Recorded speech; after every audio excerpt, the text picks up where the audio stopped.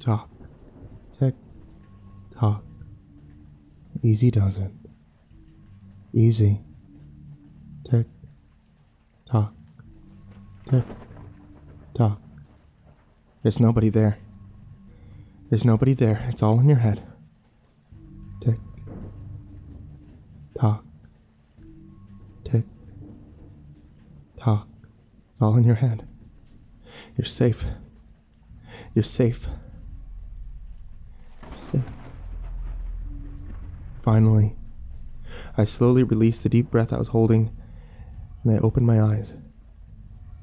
My room was cloaked in a warm curtain of black, only the faint glow of my lava lamp shining through and breaking its grasp around me. Sunlight was barely beginning to stream into the room from my window, and soon enough the rest of the darkness would die as well.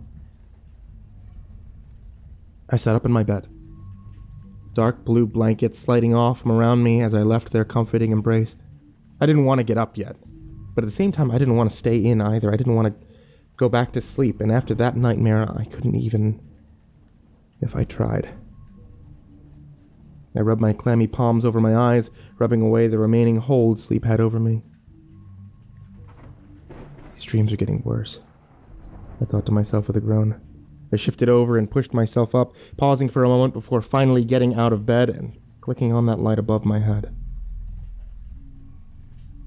The shadows hissed and slithered away.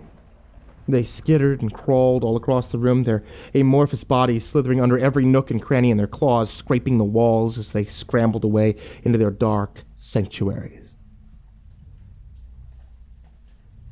All was quiet. All was calm. I was safe. I breathed out a soft sigh of relief. I stretched my arms above my head as I scuffled across the room to the mirror propped against the back of my dresser. Neck-length charcoal hair, gray prematurely at the roots, falling over the left side of my face messily from my hysterical wake-up. Lightly tanned skin and bright aqua eyes with prominently dark circles around underneath them. Marcus Tamford. Same guy I always was. And always will be. Every day I had to look. Every day I had to be sure. If I didn't, I was sure that one day I'd wake up and see a different pair of eyes staring back at me from this mirror. But for now, the paranoia fled as well, and I smiled ever so slightly, though that feeling of ease never stayed in the mornings. The shadows were always restless, and I could see their eyes glaring at me from under my desk in the mirror. Suddenly whipped around and scrambled back against the dresser with a loud clatter, but when I turned to face that phantom plaguing my vision, it was gone. Another day, another hallucination. I should have been used to it by now. I shouldn't still be scared, especially when this happens every single day. Ever since I was a little kid, I was plagued by these demented hallucinations. I see dark figures following me at night from the corner of my eyes. I feel the wash of hot, heavy breathing from hungry shadows looking over my shoulder, and at night I'll hear the soft hisses and growls of the shadows as they squirmed against my bed, waiting to snatch me up in an instant. My brain's a nightmarish fog, and the border between fantasy and reality is impossible to see on the worst of days. I have to take medication to try and prevent them from overcoming my senses, and I can't even sleep anymore without a light on and some kind of white noise to fill in the painful silence of my room at night, but the pills only lasted so long. Once I hit puberty, their effects got weaker and weaker on my body. I was becoming immune to them. And that realization came with one even more horrifying. If I stop taking my pills now, the nightmares will only be even stronger than they were before. This was the thought that kept me awake at night. The thought that even with how bad they were now, that they could be twice as bad if I didn't fight back at all.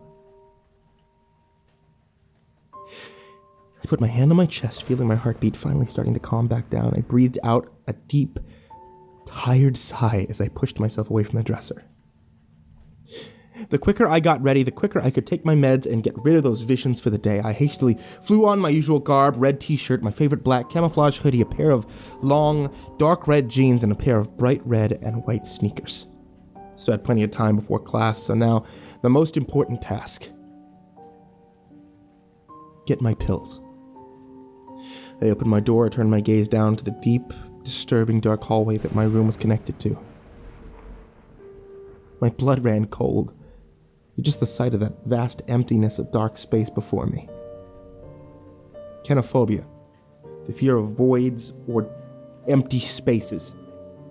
Oscillophobia, the fear of darkness. Two of the many great fears that consume my being every day of my life. I uneasily shifted my gaze up to the door across from my bedroom. The bathroom. Safety. Swallowing back the butterflies fluttering up from my stomach, I quickly darted across the hall over to the door opposite my room. My movements were sharp and frantic as I grasped the knob of the bathroom door. But the knob wouldn't turn. My breath caught in my throat and panic took over. The darkness was hungry. The shadows wanted blood. I could feel the wash of their serpentine breath ghost across my skin, and I could hear their claws scraping against the carpet as they clawed their way towards me, slower, closer, faster, ever faster, frenzied, hungry. Click. The door flew open. And I went in. A strangled gasp escaped me, as from the corner of my eye I made out the blur of a mangled black mass of flesh barely skimmed past the back of my knees. A hungry, warped snarl escaped its lips as I slammed the door shut behind me. Lights on, door closed. It's gone. I'm safe. I need my meds now. My body was still trembling from the narrow encounter, and my hands fumbled with the mirrored doors of the medicine cabinet. I reached inside, I grasped that bottle tightly in my shaky hands, twisting the cap off and letting it clatter down into the sink carelessly. I then quickly overturned the bottle to let that small pellet rain into my palm. It's fun when you try to run, Marcus. Hot breath ghost past my ear. I jumped and whirled around and immediately dropped the bottle in my panic, but the minute I looked, whatever monstrosity was there behind me was gone.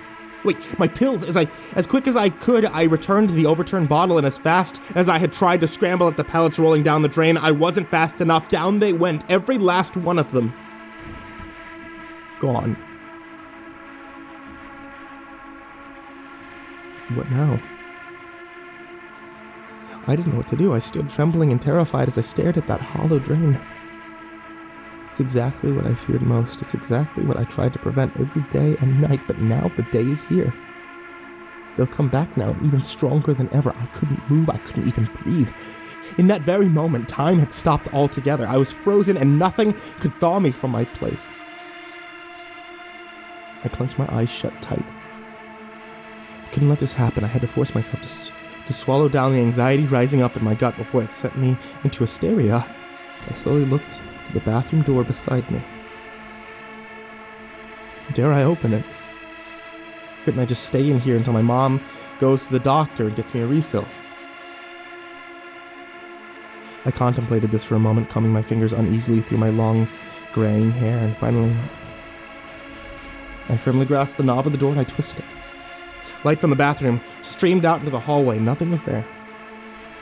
I sighed, heavier than ever out of sheer relief. The sun was starting to really shine in and chase away the last of the shadows. A small smile cracked over my face as I clicked off the light to the bathroom and closed the door. Maybe I really was safe. Maybe my fear of it all was just in my head. And I can only hope at this point, I guess. The rest of the morning went smoothly, no issues or breaks in its usual flow at all. My mom woke up, drove me out to school, and it was back to business as usual. Tick, tock, tick, tock. I sat in my third period class. My eyes focused on the clock ticking away on the wall. I barely got any sleep last night, no thanks to my insomnia and those damn nightmares, and no matter how hard I tried, I just couldn't focus on the class. This even was my favorite class of the day. I needed something to wake me up. I flicked open my notes and started reading from the one bookmark page in a spiral. A list of common human phobias.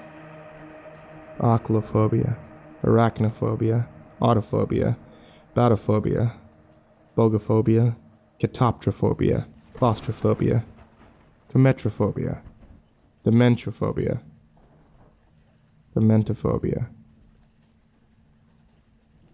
dementophobia, the fear of insanity, the most deadly of them all. I yawned. Waking up so early after hardly being able to sleep for a week was really starting to take its toll on me. My eyes could hardly stay open as I gazed over the paper mindlessly, going over every long, obnoxious word I had to memorize, all by heart. For a brief moment, I felt my eyes close completely. Sweet siren of sleep, calling me into her tender embrace. Tamford! I jolted up in my seat at the call of my name and focused my eyes up to my teacher, Mr. Stone. He glared at me, pointing accusingly with his ruler in hand. I can see you're nodding off over there. Don't you think I don't see you? I scratched the back of my head sharply. Sorry, sir, I murmured. I saw people giggling at the back of class as Stone stared me down. Dementophobia, the fear of being laughed at. Ophthalmophobia, fear of being stared at. Mr. Stone's steps echoed through the room as he trudged from in front of the whiteboard to right in front of my desk. I turned my gaze down to the desk as his eyes burned through my skin and into my very soul. You do well to keep your eyes on the board, young man. If you don't start paying attention, I'll wake you up myself. Are we clear? Was he seriously threatening me? His voice was strong and demanding, and much more hostile than I'd ever heard it before. I'm sorry, sir. I haven't got a lot of sleep lately. I'll be fine, I said shortly. I could hear more students giggling through class, some even louder than before. Did they seriously not care about him hearing that? Son, you are far from fine, he spat out in contempt, smacking his ruler down on the back of my hand. I jolted it away just as fast as he had hit it. What was his problem? This wasn't like him at all. We're gonna have to wake you up, one way or another. His voice dropped, rattling like 1,000 nails tumbling down an empty drain. Oh no. Oh hell no, it's starting to happen here in class. I cowered in my seat, body and mind both, dreading facing the man looming above me. Reluctantly, I slowly turned my eyes up to my instructor's face. If I was going to fight back these hallucinations, I had to know what I was going up against, but that spark of courage fizzled as fast as it had sparked, and my heart stopped the minute I set eyes on him. His face was no longer the stern, sharp-jawed face I had grown accustomed to. His face was built like a puppet's, and his mouth was a blender to hell. Thick, gooping tears of blackness poured from wide, unblinking puppet eyes. Fiery white pupils smoldered in that wooden orb. His unhinged and gaping maw a wormhole into an all-consuming black abyss, spitting out embers and sparks from the rattling of his teeth smashing together. He shrieked out an inhuman roar of laughter, and I shrieked in absolute terror. I collapsed back out of my chair into the ground. The giggles and laughter of my classmates roared up in hysterics at my fall, and everyone was laughing. Laughing at my fear, laughing at my terror, their eyes wild and frenzied, burning with brimstone and hellfire, unblinking, always following my every move, fields of needles lining their throats, and grins split their faces in half from ear to ear. The room was ablaze with their ear-shattering laughter, their mouths spewing sprinklers of sparks and rust all across the room. Puppophilia, the fear of puppets. Pyrophobia, the fear of fire. Trypanophobia, the fear of needles. Inoculophobia, the fear of crowds. Stay back. Stay the hell away from me, I shrieked. Voice cracking as I spun from the ground, stumbling over fallen chairs and slamming myself back against the wall. They never took their eyes off me, not for an instant. They all just stared with their horrible, unblinking eyes and laughed at me. The echoes growing louder and louder and rang painfully in the deepest parts of my ears. My skin felt like it was being torn apart from their unblinking gazes, and I clapped my hands over my ears in agony. It hurt. It all hurt. My skin was crawling, and I could feel blood running down from my ears and dripping down from every pore in my skin. I trembled and shook, but I couldn't move. I was trapped. Their eyes glued me in place as my eyes glued onto that figure that I once knew as my teacher. His footsteps shook the ground, thundering towards me. "What's wrong, Marcus? Can't wake up?" he purred in that deathly low, hollow voice that turned my blood to ice. I couldn't breathe. I couldn't run. I was trapped. "It's okay, Marcus. If you can't wake up, then just go back to sleep."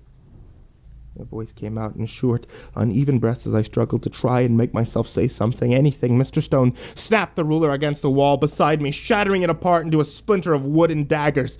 He was thirsty for the source of the blood now pouring from my body. "Marcus."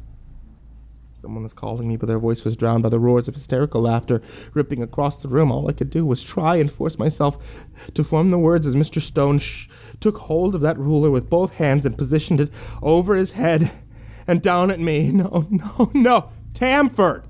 Marcus Tamford, wake up!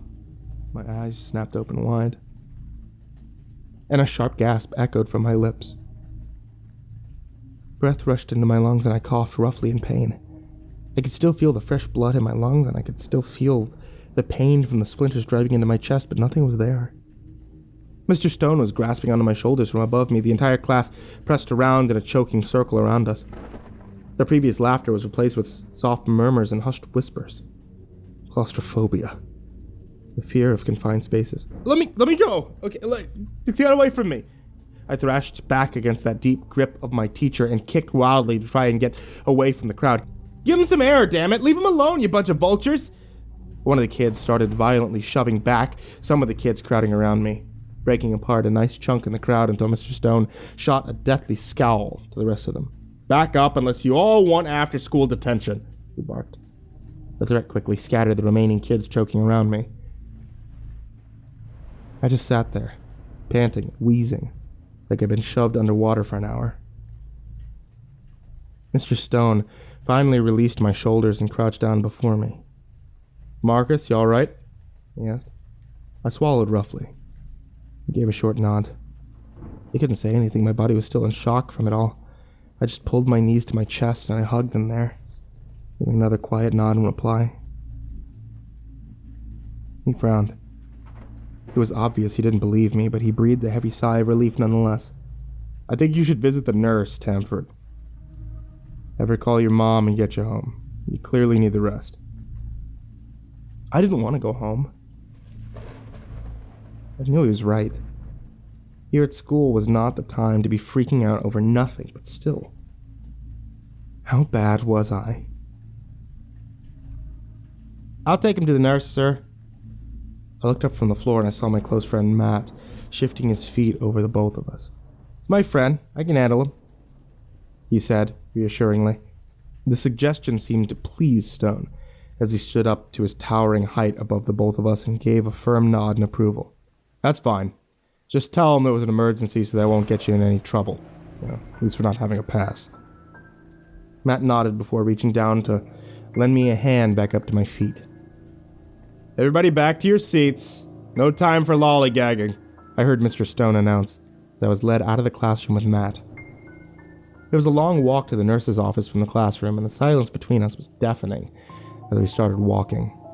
I'd only just stopped shaking when Matt finally spoke up. "You alright?" he asked simply. I huffed out a pathetic little laugh. "Yeah, fine now." Matt had been my friend for long as I could remember. And he's always managed to pop up whenever I really needed him.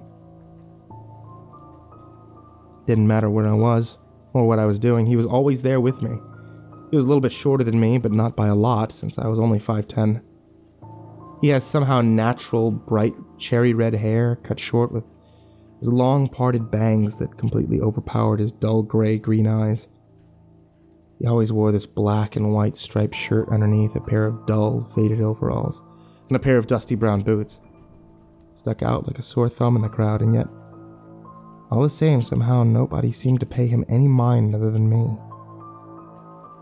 "What happened back there?" I asked, as we turned around the corner. Matt laughed awkwardly and scratched the back of his head.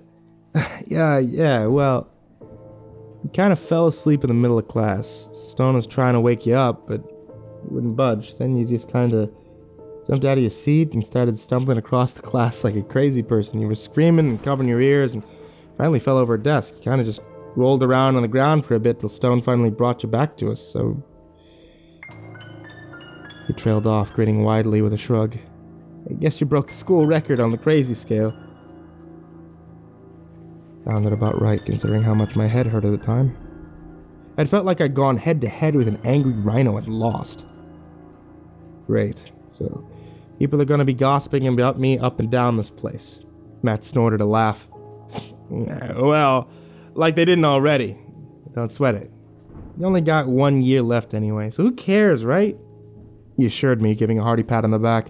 I rolled my eyes, but couldn't help but smile right back. Yeah, you're right on that. Thanks, Matt.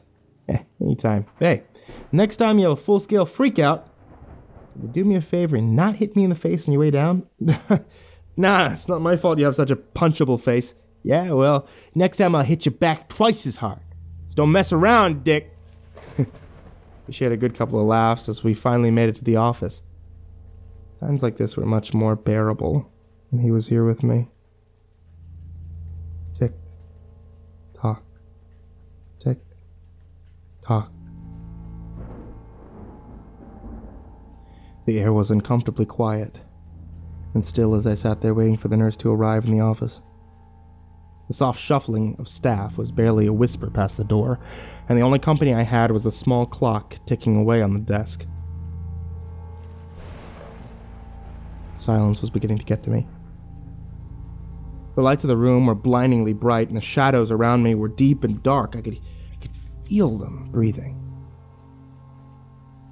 They pulsed like the heart of a beast, and all their millions of breaths washed across my skin, soft patters of feet skittered across the floor, small whispers and giggles. And the shadows tickled my ears. They were watching me, laughing and sneering at my fear. I could feel their eyes burning into me from every angle. Autophobia, the fear of being alone or of oneself. Stop it! This isn't the time for this. I clenched my eyes shut tight, and I took in one long, shaky breath. My heart was pounding in my chest, and it was getting harder and harder to breathe. None of this is real. None of this... Nothing is there. Everything is fine. It's all in your head. Quick, what's the value of pi? Name down all the phobias you know. Something, anything. Just think of something else. I bit my lip, trying with every fiber of my being to focus on anything else. But no matter how hard I tried, I couldn't drive my attention away. The click of the door opening brought me reeling back to my senses. The nurse slowly shuffled into the room, and with her presence, the visions and sounds immediately faded away. Hello, dear. Are you feeling at all better? The elderly nurse asked me in her honey-sweet voice. My body immediately relaxed at her comforting tone. Yeah, better than I did. I lied. She just smiled softly and moved over to sit at her desk. I'm glad to hear that. I'm going to check you out for any injuries in a moment, all right?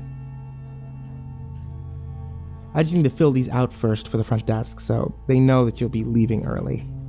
That's fine, ma'am, thanks.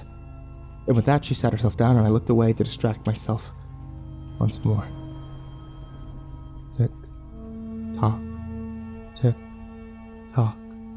The minutes seemed to drag on forever as she scratched at her paperwork with her pen. I looked around the room, glad to see that the shadows were back to normal once more. Their voices and whispers had died away as well.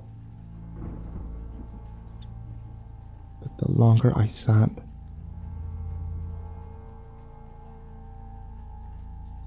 and the longer the silence dragged out, the more I began to feel uneasy all over again. The nurse took her dear sweet time as she looked from her computer screen down at the papers before her and back again. I could swear that she glanced over at me when I glanced away, and her hands jittered erratically, frantically, as she wrote. What's her problem? Was it something I said? She's waiting, Marcus. I froze. A deep, dark, bone-chilling voice echoed through my head. It stopped my heart. In sheer terror, and my blood ran cold in my veins. I slowly moved my eyes from the floor to the nurse at her desk, but there she still sat, scratching away at her papers, as if nothing had happened. She's waiting for her moment, Marcus. She's going to take it the moment you let your guard down. She's going to kill you. That voice. I swear I know that voice. She's going to kill you, Marcus. You can't let her take the chance. You have to kill her before she kills you. What is this thing? What the hell is it talking about? I clenched my eyes shut tight and covered my ears. Familiar or not, this was insane. I was about to kill some harmless old woman, and she wouldn't kill me either. The voice chuckled low, teasing, so painfully familiar still. I could feel those eyes on me again, the invisible eyes of the shadows that burned into my soul. I could hear the voices again. Whispering. Laughing. Louder, inching ever painfully closer towards me. Sweetie, is everything all right? My eyes snapped up, and I leapt back in my seat at the sound of the nurse's voice. She stood there right before me, looking at me in concern. My cheeks burned in embarrassment, and I slowly moved my hands off my ears. Yeah. I'm sorry about that. I coughed out, darting my gaze away from hers. The nurse just sighed and stood herself upright. Please try to relax, dear. Your mother will be here soon, and then you'll be able to go home. She patiently reassured me. Will you be all right until then? I held up my arms before me defensively. No, really, I'll be fine. Ma'am, I'm okay now. I swear. She stared at me for a moment, as if trying to see if I were lying, and then she smiled softly. Just to be sure, let me get you something. I have a feeling it'll help. She shuffled over to a door off to the side of the room and clicked it open. I craned my neck to look past her into the closet and froze at the disturbing contents that had hung and stacked inside. Vials of unlabeled fluids, syringes of all sizes, splints, casts, and even a bone saw that was dangling from a nail on the door. She looked back and just laughed at my disturbed expression. I used to work in the ER in a hospital, sweetie, so in case of any emergencies, I have all necessary supplies for any kind of quick mend.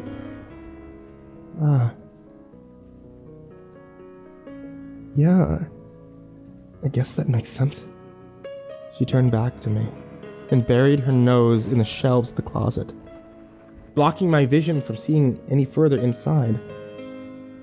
I felt uneasy and I flicked my eyes back to the shadows of the room. They were back, and their bodies pulsed ever stronger than before, throbbing like the pulse of a man desperately gasping for breath. All over again, I could feel their sting. I could see their eyes burning into my skin. A hot wash of breath billowed over the back of my neck, and my entire body tensed. You see, she has everything she needs to commit the perfect murder right in there. Don't wait, Marcus. Act! I dared not move. I dared not even breathe. I slowly closed my eyes and I prayed silently that whatever was there would go away. Bang! I leapt up in my seat and the door of that closet was closed roughly, slammed shut, tearing through the silence of that room like a dagger. The nurse turned back to me, smiling in that same honey-sweet way that she had. Your mother got your new medicine, you see. It's an injection, though. So you're going to have to relax and let me take care of you now. She slowly turned towards me, raising up her supplies in her hands. My heart stopped at my chest. The syringe she held in her bony, delicate fingers was the size of my own arm, and the barrel bubbled like a sick, noxious, inky black fluid. A single drop dripped from the head of the needle and down to the floor, and the tiles by her feet sizzled upon impact. You're kidding, right? This is a joke, right? I leapt off the examination in bed and scrambled over to the door, locked. Shit! Whatever that thing was before, it was right. I whirled around and I stared with wide eyes as the nurse calmly strode across the room towards me. I was starting to panic. I couldn't let this crazy bitch do this to me. I spun back around and pounded my fist against the door. Hey, is anybody out there? Let me go. Let me out of this crazy... Yeah. I gasped out as I felt something long and slender coil around my throat. My hands shot up and pulled desperately at the object, but it was coiled tighter around me. Infinite strength pulled me down like an angry serpent towards the floor. I stumbled and I shook as I tried to keep my balance, slowly turning and forcing my eyes down to see what was clinging to my throat. Shadows. They finally betrayed me. The pulsing blackness that breathed around me, clinging to every object in the room, had sprung up from the floor, and a long, transparent tendril of darkness clung to my throat and forcibly pulled me back towards the approaching nurse. I struggled against it, gasping and wheezing for breath, and with one mighty tug, it yanked me off my feet and down to the ground. I kicked and thrashed around it, but more shadows lashed out at me in defiance. Thick serpents of darkness sprung up and coiled around my feet, lashing up to my arms and forcibly pinning my limbs down against the floor. I was trapped. I shook my head violently from side to side, gasping out of breath in my panic. I couldn't breathe, I couldn't move, and I couldn't even think. The nurse stood above me and clicked her tongue at my struggling. Her body was completely void of color. Her eyes, icy, pitch-black orbs with golden cat-like slits, froze me against the floor. Ah, men. They're so brave and collected until they've met with their darkest fears. Isn't that right, Marcus?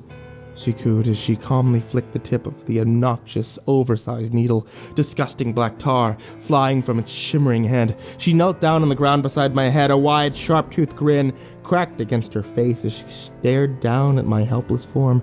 Her eyes followed my every movement as she slowly dragged the tip of the needle over my cheek and down across my throat. You know, it's been so nice to have you here, Marcus. You have no idea how long I've been waiting for someone like you to come along. She drawled as her honey-sweet voice dipped lower in tone, dangerous, icy, and uncomfortably familiar. The same voice from before. She slowly reared her arm back behind her head, needle gleaming in the blind light above as that deathly cold voice rippled from her throat. Well, I suppose it doesn't matter now. Sleep tight, honey. Agony tore through my throat and ripped me back to my senses yet again. My eyes snapped open, my hands shot off from around my neck. I coughed and gasped for air as I released my own throat. It was all a dream again.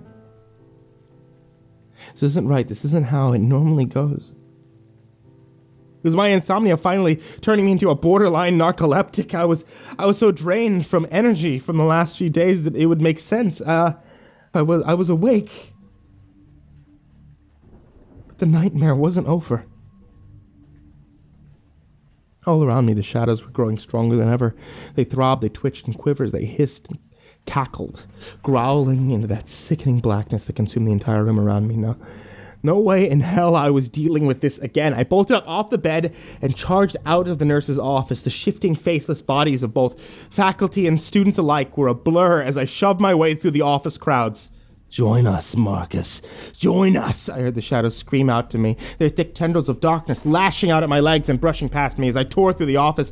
I tripped, I stumbled, I shoved, I finally burst out from the other office with a breathless gasp as I slammed out into the hallway.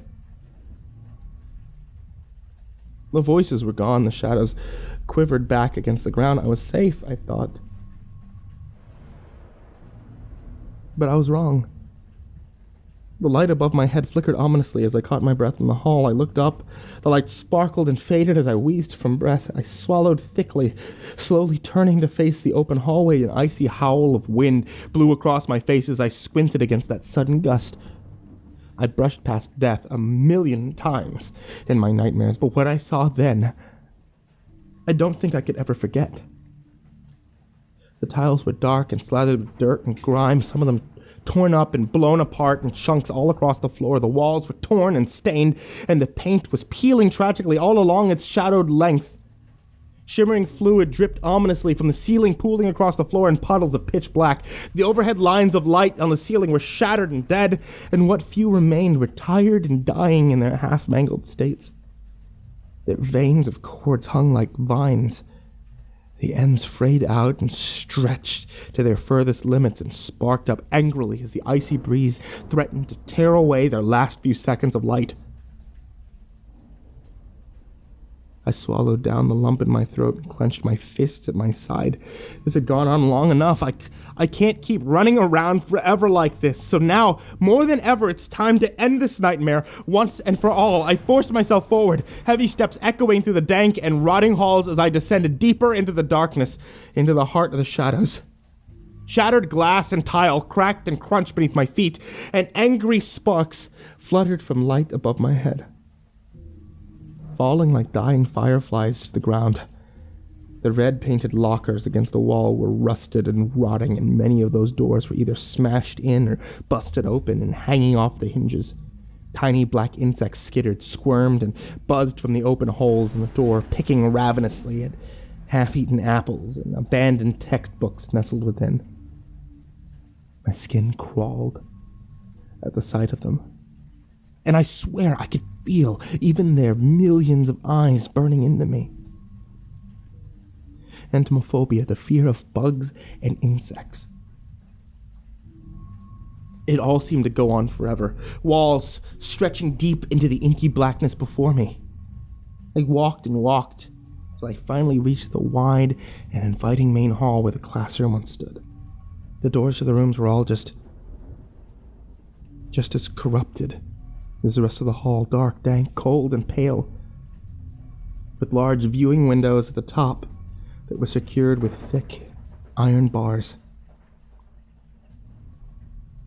They looked like they belonged to an asylum rather than a high school. I shuddered uncontrollably as I trudged past. From every room, a hellish sound crashed out from its confines. The loud rattling of chains, screech of claws against metal, the loud wails of tortured souls in agony echoed and rang in melodic discordance all around me. I gasped in surprise as bloodied hands suddenly lashed out from between the bars of the windows, clawing out at me in a frenzy. I had to keep my gaze ahead and away from the windows. I knew I couldn't handle whatever I would see inside, but then as I passed one of those last few doors, I heard something that made me freeze mid-step. A small, weak groan of pain echoed out from that last room in the hall. That voice. I definitely knew that voice. I clenched my eyes shut tight, and I slowly turned towards the room. As I opened my eyes to look through that window in the door, there he was. Matt. My best friend, there he was in that room in front of me, crumbled on his knees in a pool of blood.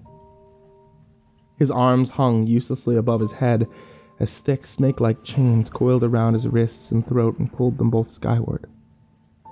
Dark, dried blood stained their links, and the brutally mangled flesh of his wrists and throat, while deep slashes and vicious lacerations were torn all across his body, dripping beads of fresh, bright crimson down to the floor below. His head hung limply before him, and its long cherry-red bangs matted together and curtained across his shadow-cloaked face. I couldn't look away from the horrible sight. I knew it wasn't real. It was all in my head, but seeing him so battered, so barely clinging to life, it made my eyes water and my throat clench in agony. Marcus? My eyes widened as he shifted against his chains, their tired rattles echoing across the room as he slowly picked his head up to look at me. He looked so tired. Though he hadn't strained to keep his eyes open and look at me, he smiled at me. Hey, buddy. He wheezed out softly, his voice rough and strained as he both spoke and breathed. I was looking for you. You doing all right now? Couldn't respond. I just stared in mute horror as he shuddered and roughly coughed up fresh spatters of blood all across the floor. Yeah, I ain't doing so well myself. Matt laughed softly. He forced his head back up to face me, gritting his teeth in pain as dark red blood dripped down his chin and splattered to the floor. Listen, Mark, I know what's up ahead. At the end of the hall, you're not gonna like it, he said, wheezing softly between his words. But you gotta fight it. You gotta face it, knock it down, and kill it. Otherwise you're gonna be stuck here forever. Like me. Is this for real? Stuck here, as in stuck in this nightmare forever. There's no way There's no way it could be true. It's impossible. But all the same, what if he's right? Stuck in a coma that I'll never be able to wake up from, as I forever wander this dark, tainted hall, waiting, feeling the eyes of God knows what on me, hearing the chains of all of my fears and regrets rattle behind me, and behind those barely locked doors. No, I can't let that happen. Matt, don't worry, okay? I'll get you out of here, I said, gripping onto the bars of the window. I swear I will. I'll kill it now. I'll find a way to get you free. Matt smiled sadly at me, letting his head drop again. It's too late for me, buddy. But if you can, I'll be waiting for you. I wanted to say something, reassure him or anything, but I couldn't. With this lump in my throat, I was sure if I tried saying anything more, I'd start crying right here. He was just so weak, battered. His body was so trained. And his voice, it was just so heartbreaking and rough.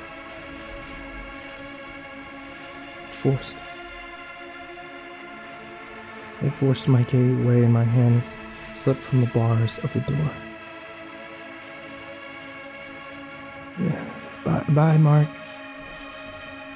I heard Matt croak out weakly. I stopped myself before I moved back along.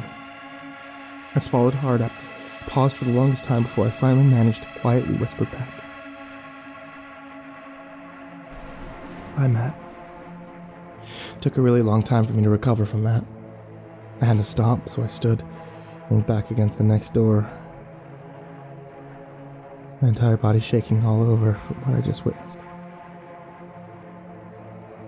Matt's words were burned like a hot brand into my brain. I just couldn't really bring myself to leave him. It just didn't feel right.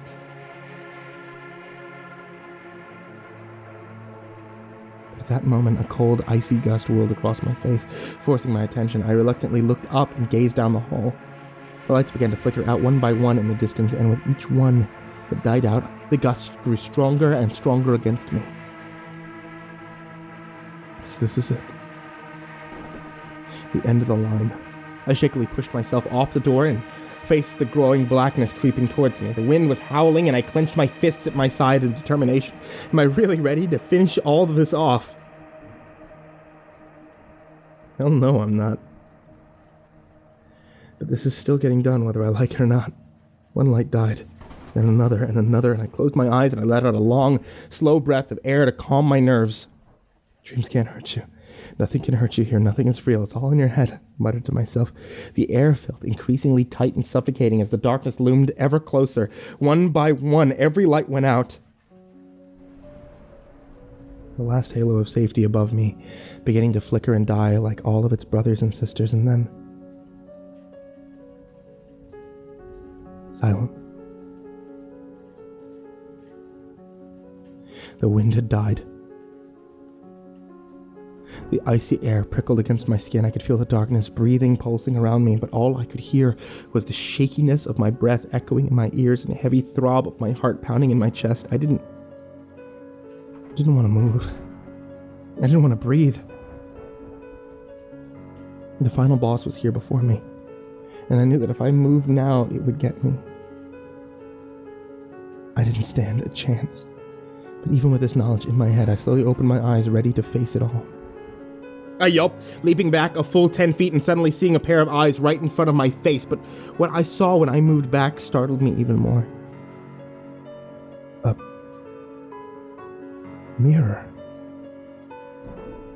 A tall, round, full-body mirror with perfectly pristine glass and a dull, bronze frame stood before me. It was otherworldly perfect. It even seemed to glow softly as the tiles around it, barely visible with light. Everything else around me was nothing but blackness, a thick, choking, inky blackness that loomed around me like an all-too-warm blanket, and in the reflection of the glass, it was me. Just me. What the hell is this? Where's the demons, the monsters? Where's the giant puppets with creepy baby faces and needles and anything scary? I barked out into the void. Come on, I know you have it in you, bring it on! I turned and I glared at the mirror. Is this a joke?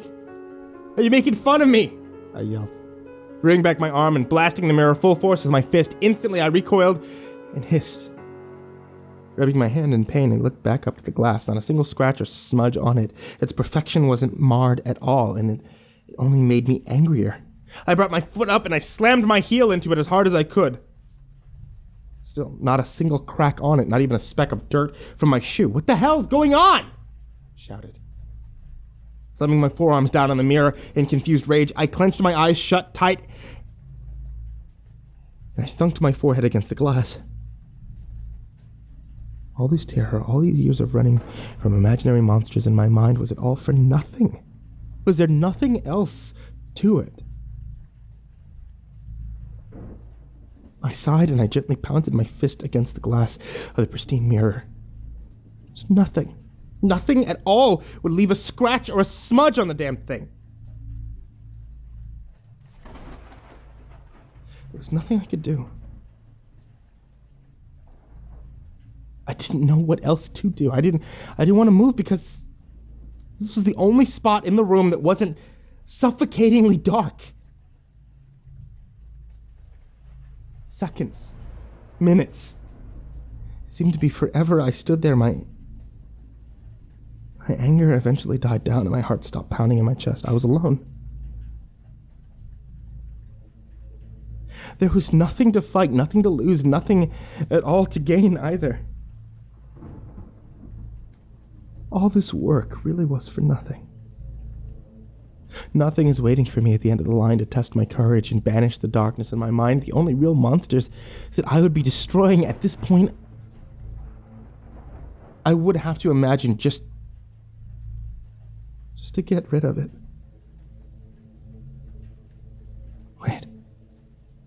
Wait, rewind. Imagining. I was imagining it all. I knew that. I opened my eyes and I looked up into my reflection's eyes. I was alone with myself, my thoughts, and this reflection. This reflection. There's fears. Phobias. Fear's only there if you make it there. There's phobias. Aclophobia, arachnophobia, autophobia, batrophobia, claustrophobia. Goodbye. Matt said goodbye. I said goodbye. He was always there when I needed him, never asked for anything in return. People never teased him when he passed by. They never said anything to him. Not even my other friends. They never even brought him up when he wasn't around, and I had almost every class with him too. Dementophobia, hedophobia, hemophobia, hypnophobia, nebulophobia, necrophobia. I clenched my eyes shut. I pressed my face harder against the glass of that mirror. From under me, I could hear a soft cracking at the seemingly unbreakable glass. My medication, I took it without question. I never even looked it over out of curiosity. I took it blindly just because I was told to, because I was told that it would help. My mom never said anything when I went to go and get refills at the store. She never harped on me to take them every day either. Parasitophobia, pupophobia, pyrophobia, taphophobia. Matt never left my side. We'd hung out all that time. He was in shambles when I saw him. A mirror, myself, darkness. Nothing was here except for a mirror. No monsters, nothing at all. Just myself in the mirror, just myself and this reflection. Zoophobia, zoophobia. All those phobias, I know. I studied them. For months, I knew them by heart, but I'm always missing one. I'm always forgetting one. Just one. What was it? Another large crack pricked at the mirror. A mirror, no creatures of nightmare. I was left alone in the dark, alone Matt was alone and broken. I could feel this glass breaking, but nobody really ever responded to him. He never talked to anyone else. Unbreakable. I imagined all of my nightmares. Fears can be made by imagining fears. Matt was always there. For me, always there. Crack, crack, snap. The long lines in the glass grew longer and longer by the second. Every second I pored over it all. The more I pondered, the more I began to crumble. I imagined all of my nightmares. Did I imagine all of my fears? They only affected me when I thought about them. But I was diagnosed. All of my diagnosed phobias. I imagined them all. Every time I got killed, Matt was in chains. He was all broken and bleeding. We said goodbye. Matt. The cracks in the previous pristine glass now reached over toward the edge of the frame. Branch after branch crackled across its length. A single tiny fragment chipped off and fell to my feet. Fear. I imagined it all, broken. What was that last fear? I was always getting killed in my dreams. I was always afraid of death. I wasn't afraid when I came here. I wasn't afraid of anything else until I thought about it.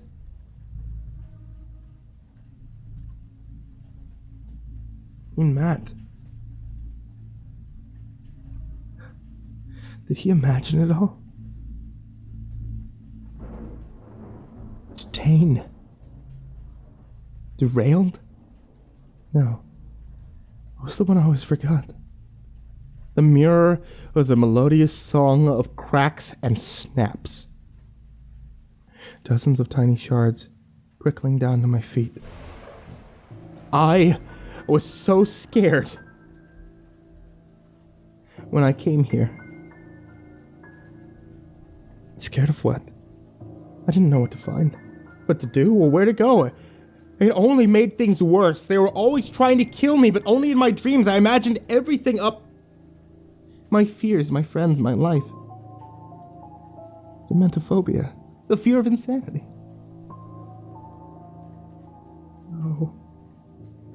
No! I screamed. The mirror exploded apart, raining glass across my body and bathing the floor in shards. I clawed at my head, clenching my hair in my fists and crumpling to my knees. For once in what had been years, I felt tears streaming down my face. I had imagined it all. My nightmares, my fears, my drugs, my friends. My head throbbed in agony, and I desperately clawed at my scalp to let it all loose. The darkness is getting to me. The pain is getting to me. The solitude is getting to me. My whole body feels like glass shattered with a sledgehammer. I can't breathe. I can't move. I can't think. They were going to kill me. But only in my dreams. They weren't going to kill me. They were going to kill Matt. I imagined the whole thing. It was all just a big game in my mind playing on me. And now I'm stuck in it. But all these thoughts broke into more thoughts. All these questions just led to more questions. How deep did this rabbit hole go? What was real? What was fake? What was a dream? And what was reality at all? What if reality was the hell that I thought was my dream? And my dreams were the blissful times, the peace that I had spent with Matt? What if everything was trying to kill me and Matt was there to protect me? How did I know what was real? What else did I imagine? What was real? What was my imagination? The puppets, the monsters, the demons. Mr. Stone listened to him then. Stone let Matt take me to the office. He didn't question him. He even responded to him then. But Matt was just a part of my imagination. The nurse, that voice. He told me that they were all trying to kill me. He wanted to kill them. He wanted to protect me. They were all trying to kill me, trying to kill him. I was feeling in my chest. My head, my body, it all hurts. It all hurts so much. I'm so scared. I can't stop shaking. I'm crazy. I'm absolutely fucking nuts, I whimpered. My chest ached and I clenched my eyes shut, letting each sob rack through my broken body and mind. There was no way out of here now. I'm stuck in this hell for my own mind. I just wanted a friend, and he came to help me conquer my fears. He was always there when I needed him. All I wanted was a friend, and now I'm alone. You don't really think that, though, do you? My body stiffened at the sudden familiar voice from behind me. My crushing grip on my graying hair loosened before I eventually let go completely. There's no way. Could it really be? I turned slowly behind me, and there he was. Matt? The shadows of glass that had poured behind me were still alive. Their glow was so warm and soft, I slowly placed a hand against the ground, not caring that the glass was cutting into my skin, and I slowly picked myself up. Matt. He's alive. He's just as alive as he was when he took me out to the office.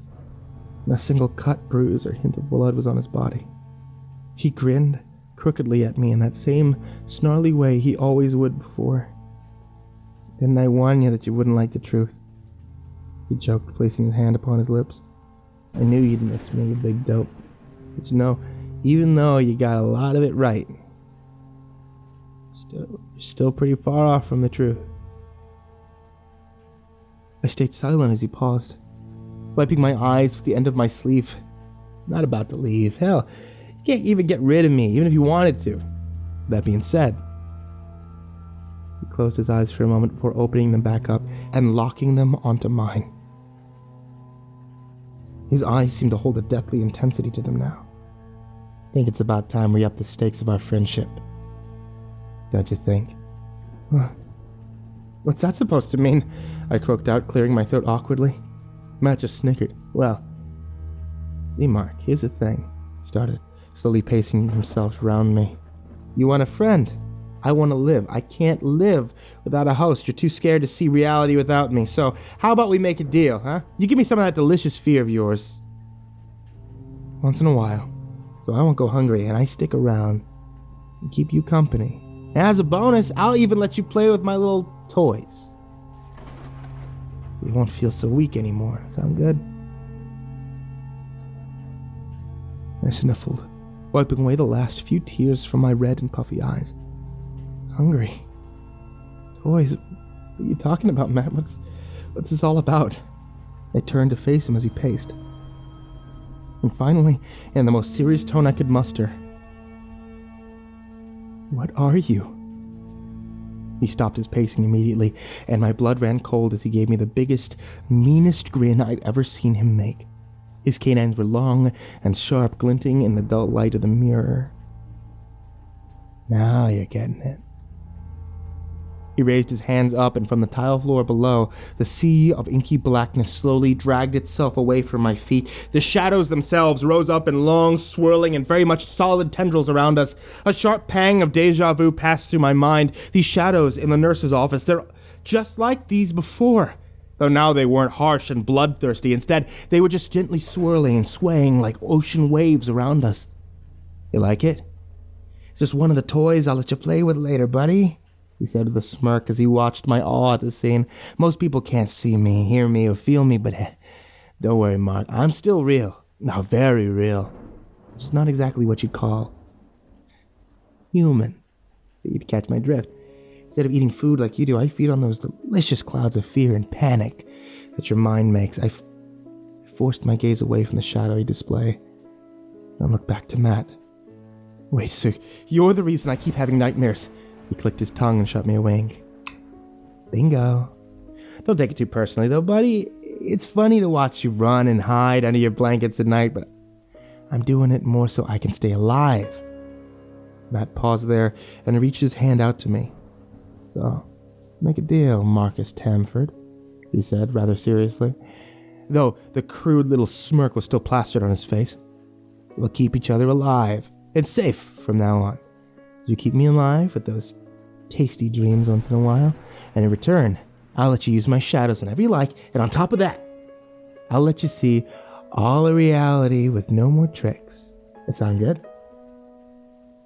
So this is what it comes down to.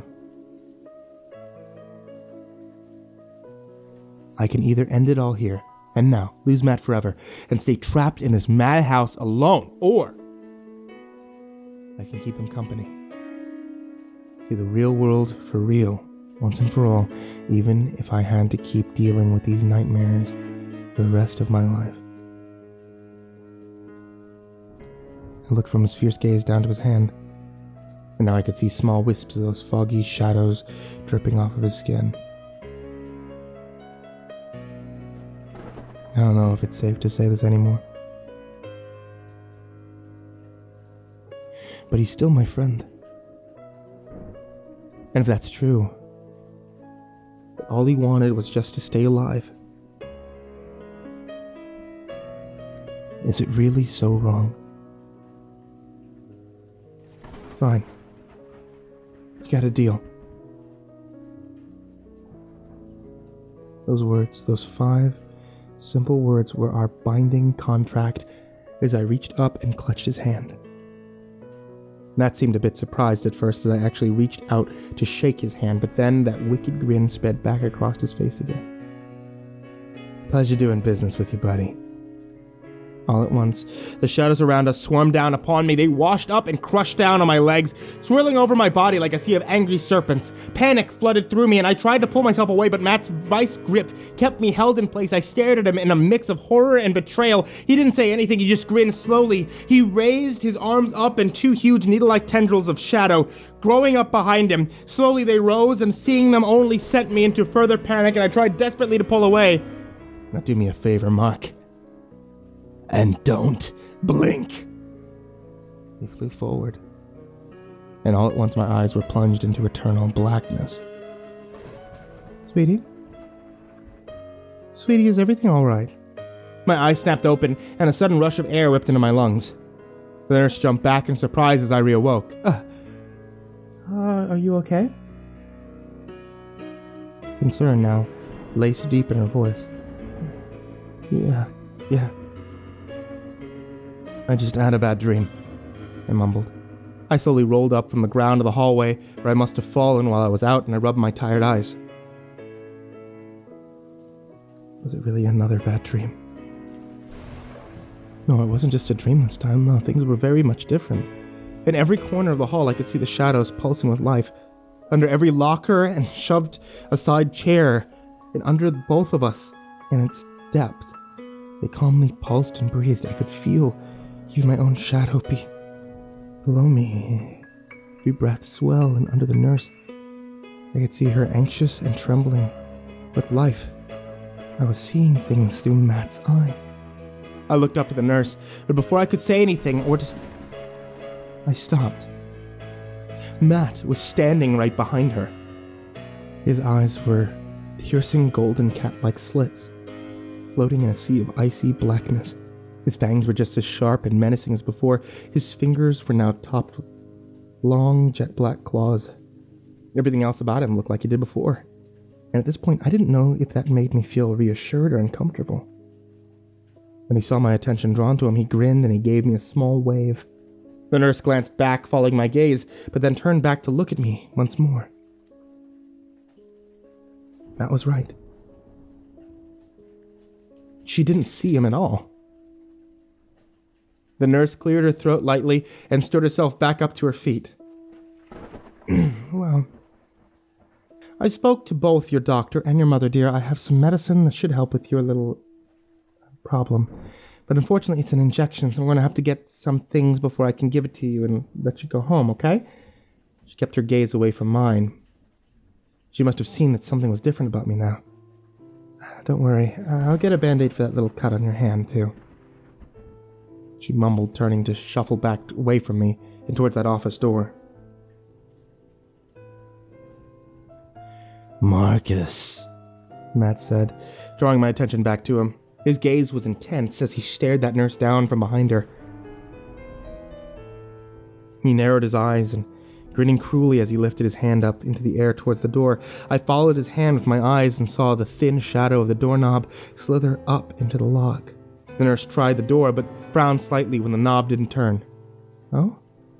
Now how did this get locked? She murmured to herself. She reached down into her dress pocket and pulled out a large ring of keys, picking through them slowly and trying them one by one. Matt turned his gaze to me. Give it a shot. I knew what he meant. I knew what that medicine was going to do. I picked myself up off the ground and I took a moment to steady myself. I could feel the shadows all around me. I could actually feel them, like they were a part of my body. I raised my hand up. I looked towards my shadow pooled at my feet expectantly, and slowly slid across that pale tile to the nurse's feet. It all felt so natural. I twitched my fingers up and the shadow plucked up from the ground. I wiggled. It twitched slowly, rising up and hovering menacingly above the distracted woman's head. Here. Stop and look back to Matt beside me. He held out a long, jagged piece of glass. Here's a piece of the broken mirror. I grabbed onto it, looking down blankly to its shiny surface. It was there I saw it. It was there in that reflection that I saw what I'd become. My eyes were no longer the bright aqua they once were. They were now the same dull green that Matt's once were. My face was void of all expression, though I could feel a small twitch at the corners of my mouth. I looked up from the shard of glass and towards my new enemy, and a small smile curled across my face. It felt familiar, yet not all my own. I'm not afraid anymore. Even as darkness flies and screams ring out around me, I won't be afraid anymore. What was there to fear? I had already become everything I had ever really feared in the beginning. Dementophobia. The fear of insanity.